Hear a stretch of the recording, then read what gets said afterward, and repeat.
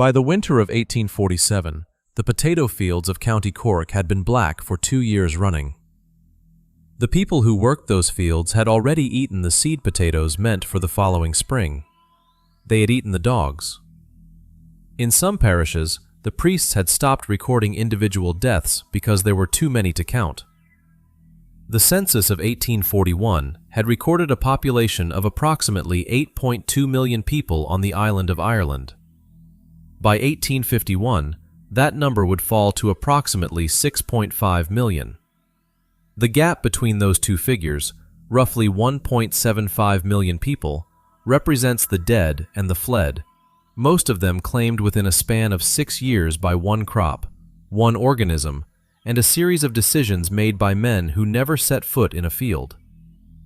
Then, on a September morning in 1845, a farmer near Dublin noticed that his potato plants had gone wrong overnight. The leaves had blackened. The stems had collapsed. When he pulled the tubers from the ground, they came up as dark, liquefying pulp. The smell was described, in testimony after testimony, as the smell of rot, but worse than rot, as if the rot itself had rotted. Within weeks, that smell was moving across the island. But the story does not start in 1845. 2 centuries before the worst winter, the potato was not Irish at all. It came from the Andes, from the high, cold plateaus of what is now Peru and Bolivia, where indigenous farmers had cultivated it for thousands of years. Spanish ships carried it across the Atlantic in the 16th century. By the early 1600s, it had reached England and crossed from there to Ireland, where it found conditions that suited it: heavy rainfall, mild winters, acidic soil, and a system of land tenure that had left the Catholic Irish population with almost nothing but the worst ground and the deepest need. The political machinery that created the Irish dependency on the potato had been built over generations.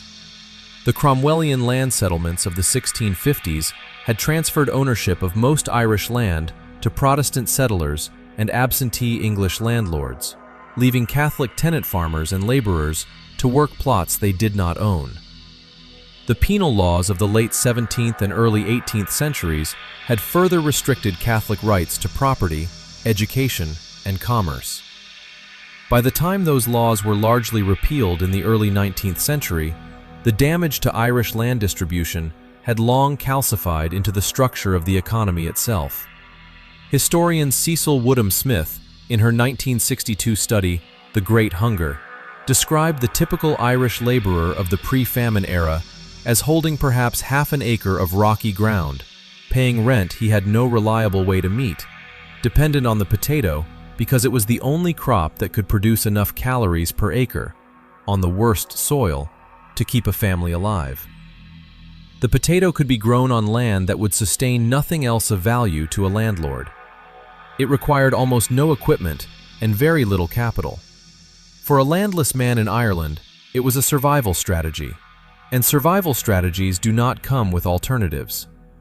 There was a system at the very bottom of this economy called conacre, the seasonal rental of a strip of ground, often the worst ground on the estate, in exchange for a cash payment due at harvest. A laborer who took conacre had to plant the ground, tend it, and sell enough of the crop to pay the rent, keeping the remainder to eat. When the yield fell short, the rent was still due. The whole arrangement rested on the assumption that the potato would produce. It had always produced before. There was no contingency because no one with authority had an incentive to imagine one. The variety that dominated Irish fields by the 1830s and 1840s was the lumper, a high-yield cultivar that produced enormous volume on poor soil in exchange for being susceptible to almost everything a pathogen could exploit. Historian Cormac O'Grada, in his work on the famine's agrarian origins, notes that the monoculture of the lumper was a consequence of poverty rather than preference. When your survival depends on maximizing calories from a quarter acre, you plant the variety that produces the most. The entire western seaboard of Ireland, from Donegal to Kerry, was growing essentially the same plant. Generation after generation. with no genetic diversity to give a pathogen anything to stop at. Everything was in place. Ireland just did not know what everything was building toward. And this is where the calendar turns.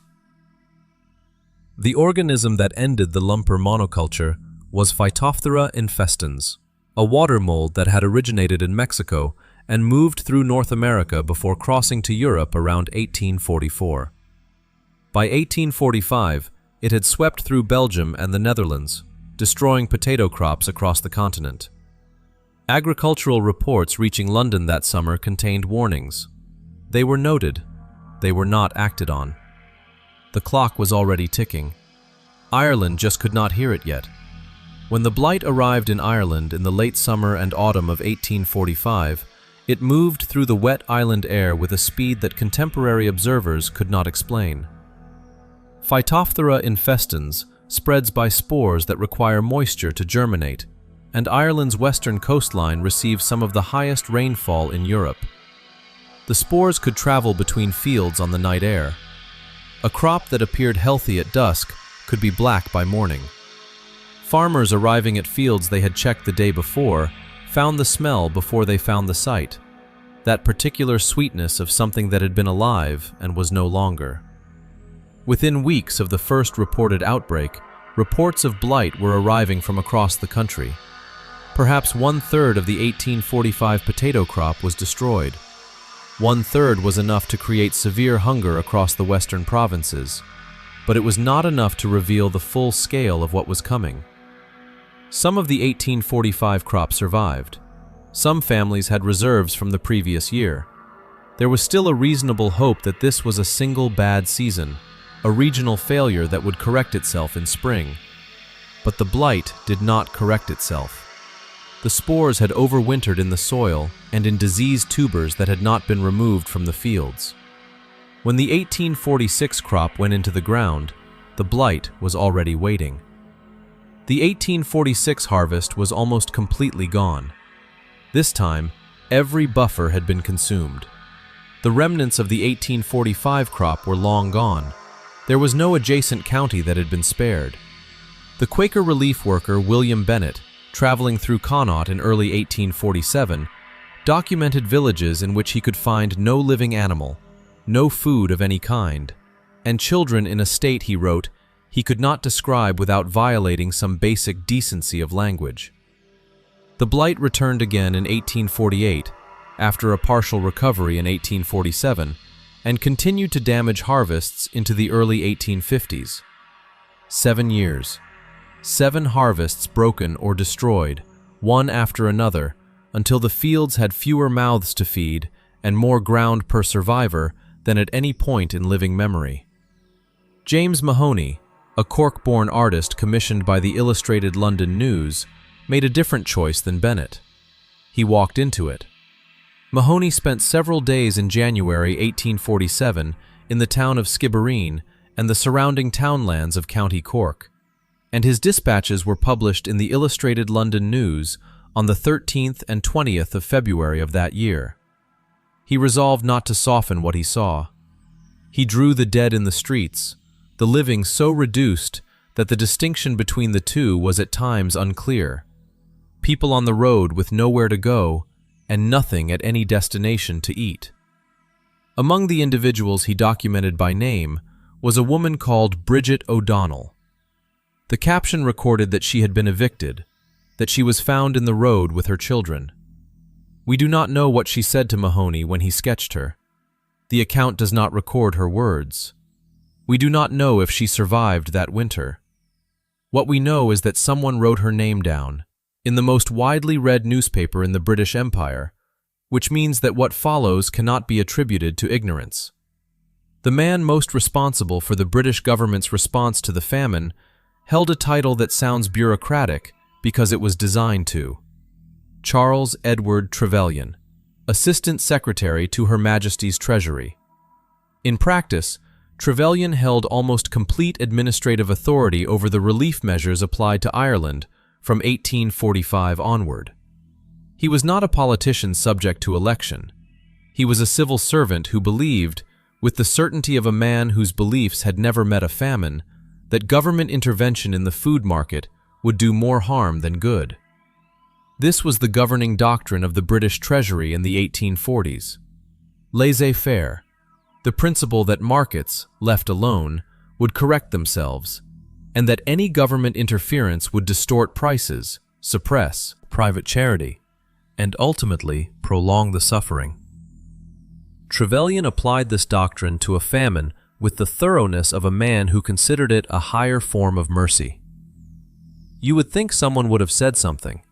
Nobody did, or rather, people did, and Trevelyan's office recorded their objections and continued as before.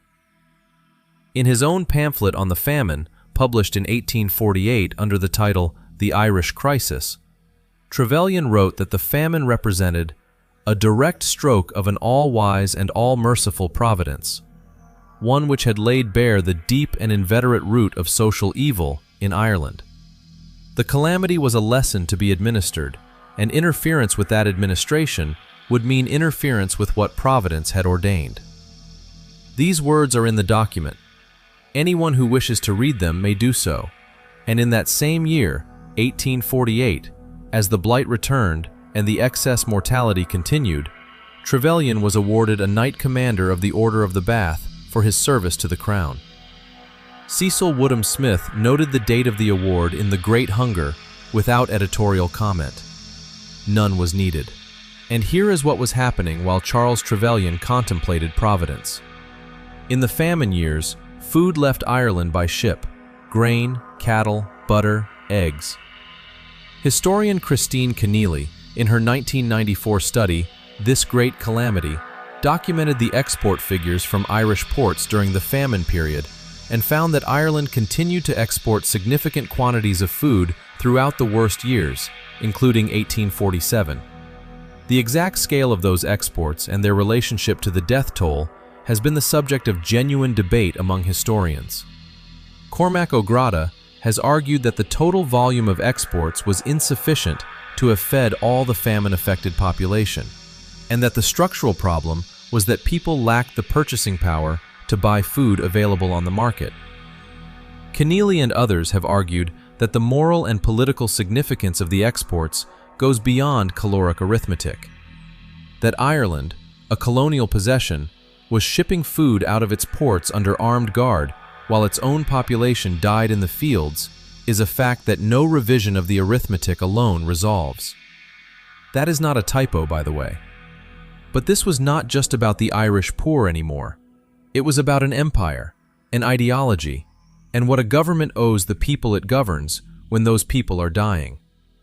Trevelyan's treasury was not operating without information. The reports were arriving. Mahony's sketches had appeared in the London press. The numbers were accumulating in the correspondence files. The decision to prioritize market principles over food distribution was a decision made by specific people, recorded in specific documents that historians can read today. If you have found this channel and this kind of history matters to you, subscribe now. There is more to come, and this story is not finished yet. While all of this was being weighed in committee rooms in London, the people in the fields were not waiting for the argument to resolve. By the spring of 1847, the British government had passed the Soup Kitchen Act, which established a network of public soup kitchens across Ireland. At its peak, in the summer of 1847, the scheme was providing meals to approximately 3 million people per day.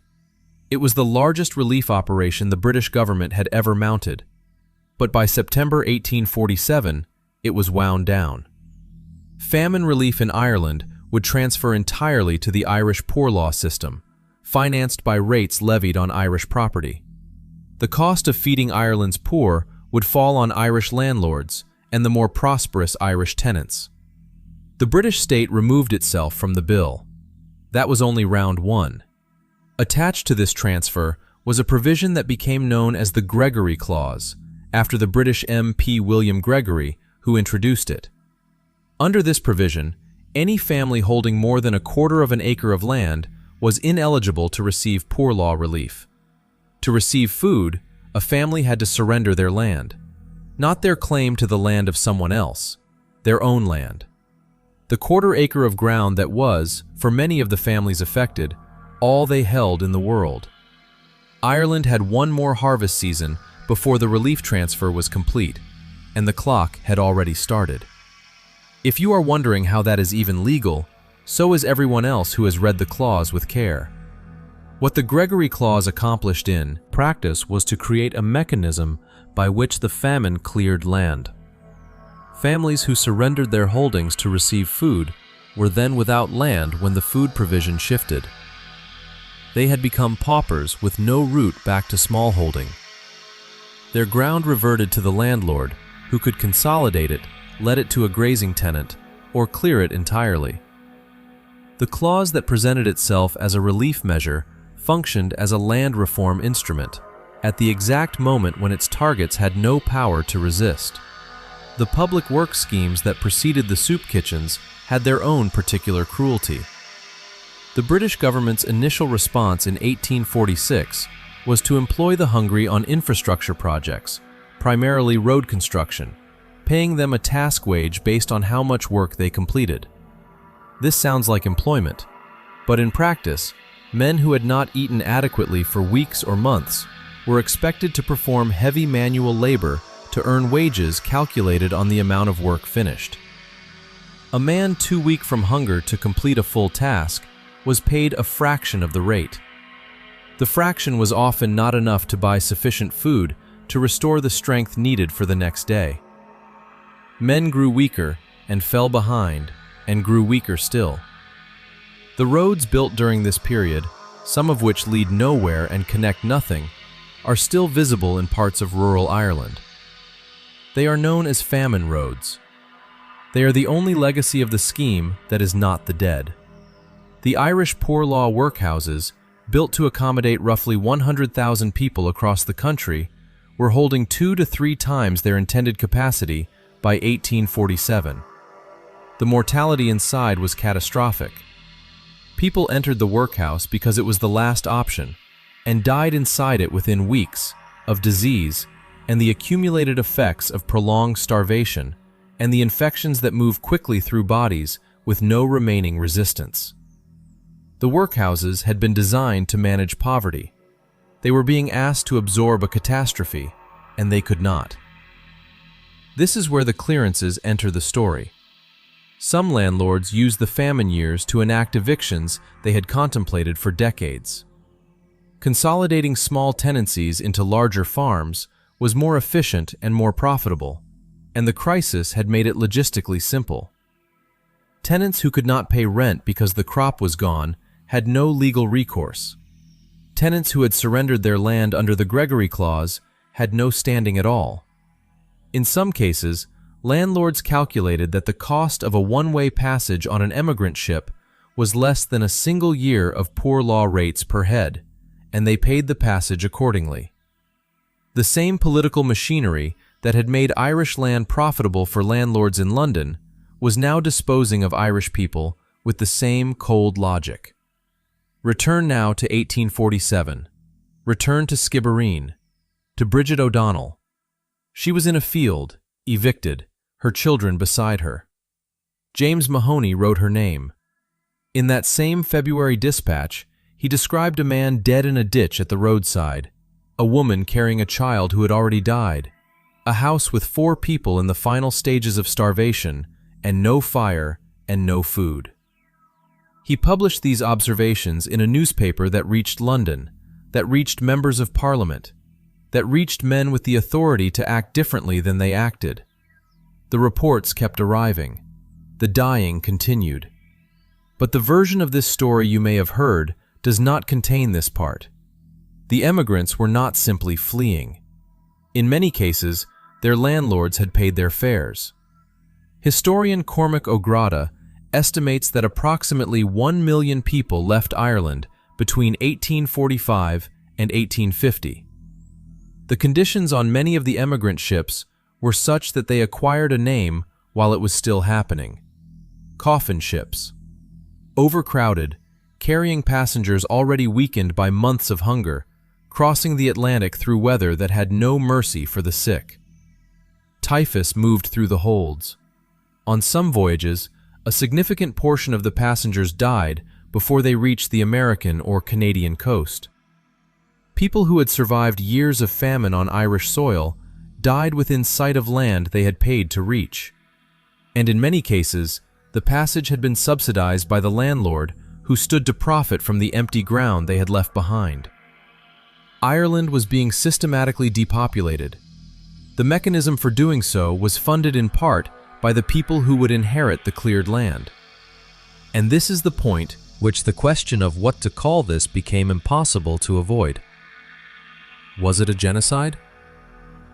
John Mitchell, an Irish nationalist writing in 1861, used the word directly, arguing that the British government had deliberately used the mechanism of the famine to reduce the Irish population. Some later historians have adopted this framing, but most professional historians today, including Cormac O'Grada and Christine Keneally, resist applying the term as defined by the 1948 United Nations Genocide Convention, which requires the specific intent to destroy a national, ethnic, racial, or religious group as such. What O'Grada and Keneally argue instead, and argue with considerable documentation, is that the famine was engineered by policy and ideology. It was made by specific decisions, by specific people, with specific authority. The distinction between genocide and politically culpable mass death may matter to lawyers. It does not much matter to the dead. Cecil Woodham Smith, whose 1962 book, The Great Hunger, remains the most widely read account of the famine in English, identified Trevelyan's combination of ideological certainty and administrative authority as central to the catastrophe. In 1997, British Prime Minister Tony Blair issued a statement acknowledging the famine in terms that had not been used by a British government before.